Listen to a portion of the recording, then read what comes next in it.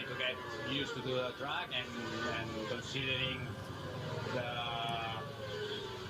the goals we need to achieve this weekend is a shame, but okay, we need to accept let's not repeat and continue going.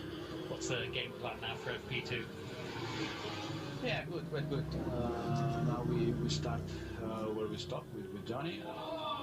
And unfortunately, this is Alex. Okay, Alex made a good job in the FP1, and he's doing a good setup this morning, and now he's trying. So let's see after the FP2 how we can manage success or something like that. Wilkin doing us a bit of a favour there, commentating Alex Lowe's going down, and just on the exit there of the first and second turn. Yeah, it's a little bit dirty offline, speaking to a few riders after FP1. That was one of the comments that they made, and Lowe's a little bit wide through there, and just has that crash. Not too much damage done to Kawasaki, so he'll come back into the pits and just get that bike checked out and then get himself back out there again. As Gibbon being saying as well, though, it has been a pretty good start to the section for him. Up there, third fastest, only 100th of a second off Jonathan Ray's pace as well. So he'll come back in and get himself back out there pretty quick. Yes, 11,000 at the moment between Jonathan Ray, Toprak Razgatlioglu, and Alex Lowe. Saw a bit of a moment there off the curve for Jonathan Ray, who is clearly trying to get a move on in the early stages of FP2, just directly behind Tati Mercado there out on the circuit. Garrett Gerloff also on a good lap at the moment, looking to move up towards the top of the order. But one of the crucial things, and it was said a couple of rounds ago, was to get Alex Lowe's up there, to get Alex Lowe's up in the fight, and see if there is an opportunity for a bit of team play for KRT. Yeah, it was interesting actually speaking to Jonathan Ray about that, and how you can work as a team, and really important. We saw it in the Super Bowl sessions especially, where they were able to work together in tandem, and both of them qualifying the front row graded.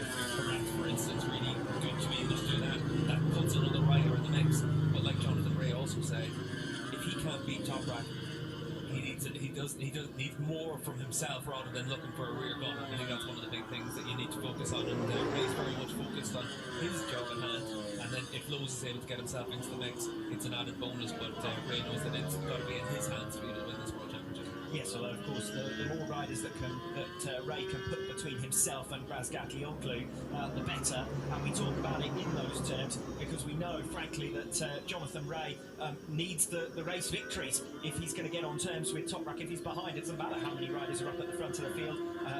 Talking about being behind, Jonathan Ray sits and follows Razgatlioglu, who knows he's there, looks over his shoulder, and Ray must have slowed down, I think, to get himself in that position directly behind Toprak. You know, Ray's really dropped off the pace on this lap. He saw Toprak was behind him, didn't want to give any information away, so he's let Toprak come through in front, and Toprak immediately then sits up as well. They don't want to show each other their cards. Been in this position in the GP paddock before, haven't we, with a little bit of gamesmanship early in the weekend. It wasn't too far away in Sepang from here in Indonesia, but certainly for Toprak and for Ray, it's been a very spirited battle on track, but off track they've both been able to keep the respect that they have for one another. It's been interesting to see how that relationship has evolved. Obviously, a few years ago when Toprak first came onto a superbike, it was almost seen that it was Ray to be the mentor for him, and then obviously we've seen over the course of the last 3 years Toprak really make big steps forward, get himself to the front of the field, and it was definitely a case of when he first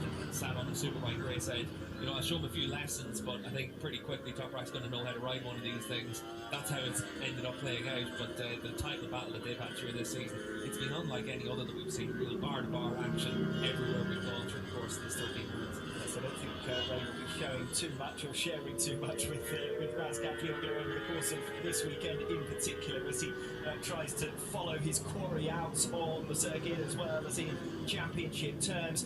But of course the points are to be scored here until tomorrow. It does give an interesting indication though, as Jonathan Ray just sweeps down the inside of Razgatlioglu through.